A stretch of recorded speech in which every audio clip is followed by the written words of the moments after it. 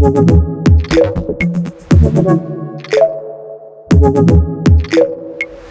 everybody, in this 10-minute video I'm going to walk you through what it's like using the Wrike OKR template. If you don't know where to find it, you can simply go to your spaces within your Wrike environment, click on space, you'll see the marketplace of templates, and then under PMO it should be listed as OKRs.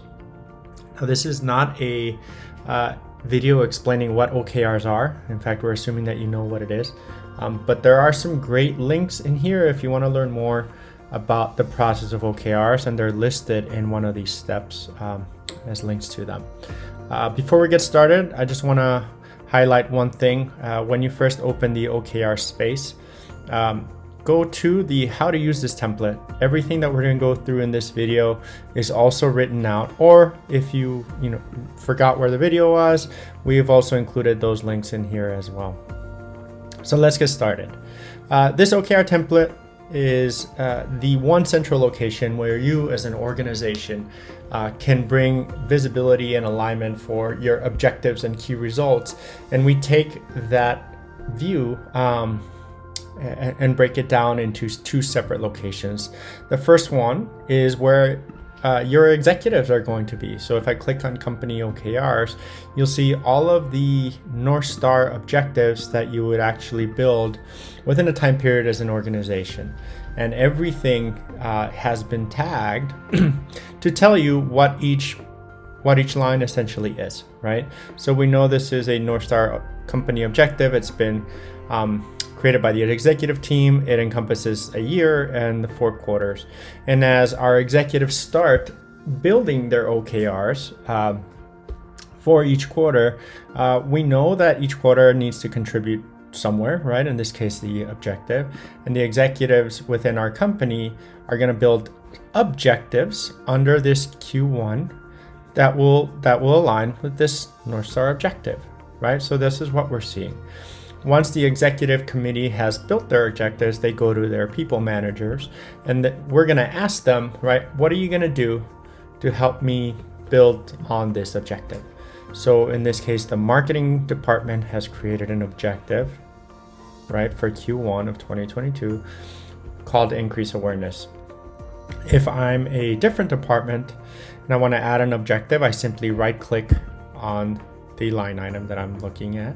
Go to sub item. You see in here that I could add an objective or key result. So in this case, I'm let's just say the marketing team, and I need to add another objective, and that is increase conversions in North America, right? I've now added my objective here. The next step that I will need to do, and we do this because we consider this basically a requirement for our filtered views throughout this entire OKR system, is I want to tag it in the format that shows where this belongs, and I'll explain a little bit why later. But that's the first requirement. This will help it leverage the right filter so that you can view it in reporting, and you can view it when you do any sort of analysis on progress the correct way. So we've added an objective, right? This is a marketing departmental objective. We're going to use it. We're going to accomplish it in 2 quarters. And now I'm going to go to my marketing team, and I'm going to say, okay, marketing team, this is our executive decision for the 2 objectives that we're going to go forth in Q1. It aligns with this company North Star. Now you guys as a department need to tell me how we're going to achieve this, right? And in objectives and key results, that means that our different managers are going to build key results. Before I jump there, the one critical piece that will enable my marketing team to view where this essentially to view this exact same objective, increase conversions, within their departmental objective folders, because we did break it down, you have to remember to tag it for that location. So as we see here right now, it's tagged under one place. I'm going to tag it under the marketing Q1 OKRs folder. And when you hover in here, it gives you the full definition of the folder. Once it's tagged, it shows up here, right? And now when I go to my marketing OKRs, I will view this exact same objective under Q1, increase conversions in North America, right? So my people managers now have to decide as a department, what are we gonna do? Do we create sub-objectives here, or do we add key results? To add a key result, one more time, we right click and go to key results. Remember, these are measurable impacts that we're going to do. So increase social media, let's just say conversion rates by 20%.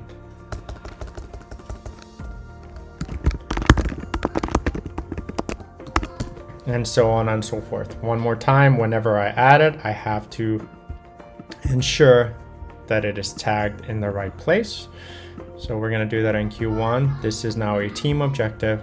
I can add an assignee, as I usually would, right?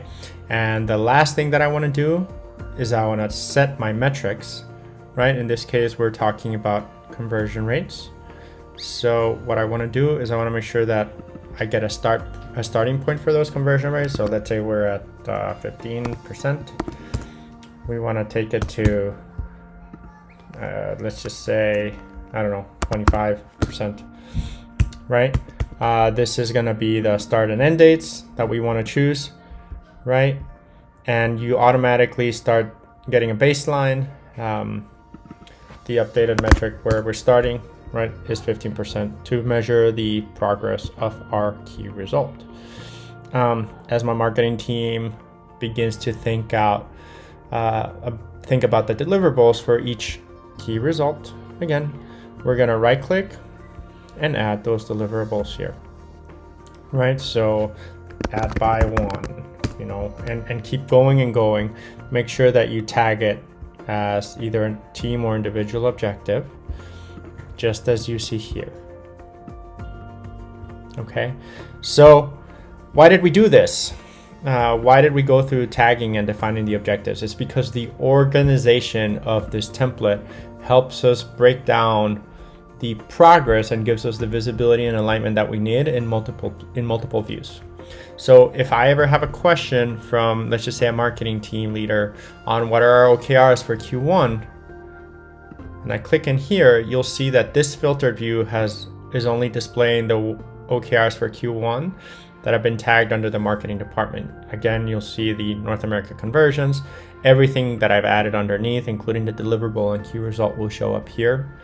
If I have a conversation with my executive team and I want to see, again, Q1 executive results for, let's just, in this case, this is the only one that's been tagged for Q1, and that's why it's only showing it, right? We see the company objectives in here. We see the increased conversion for marketing, and we can continue to drill down all the way to deliverables, right? So if something doesn't show up in here, just make sure that you look at your filters. In this case, I'm only showing objectives and key results because that's what the executive team cares about. I'm seeing progress being rolled up over here in two ways. As a progress, meaning a result of our updated metric start and target metric, it shows up as a bar, right? And then it aggregates up. Some organizations don't like that. Organizations like Google don't believe that this roll up is the good way to do it, so they track OKR scoring instead. So the template actually gives you the option to choose between one or the other. And ultimately, when you report on progress, we look at two variables. The first one is, updated metric, and the second one is in the workflow itself. Because you might have an instance where, let's just say we want to increase awareness and we're 98% there and we're blocked. And you could very well have this situation. So we've given you the ability to have those conversations with your team. So last thing I'll say about this template, it does include a what we call a fail-safe. It is this template OKRs folder. If at one point your objectives for the year are done and you move these two folders into the OKR archives for 2020 whatever, simply duplicate this template OKRs folder. You will change the names, and it'll maintain the same structure that you're used to working with between company OKRs and OKRs by department. The last thing I'll say is a lot of the times people don't like reviewing in tables. They might want to see or experiment with some different widgetized views. We call these the company dashboards. And we just want to know, what's been achieved, what hasn't been achieved, what are the action items for meetings that we've come across for these North Star objectives. So we created this sample dashboard that you could leverage or modify at your own pace. So I'm not going to go into the settings of the OKR template. I will say one thing. If you would like to know how the workflows are defined, or how we built the objectives, key results, and deliverables options within those menus, click on the space settings. You'll see the custom item types defined. You'll see the workflows defined and the custom fields defined, and you can go in and modify as you see fit. Thank you.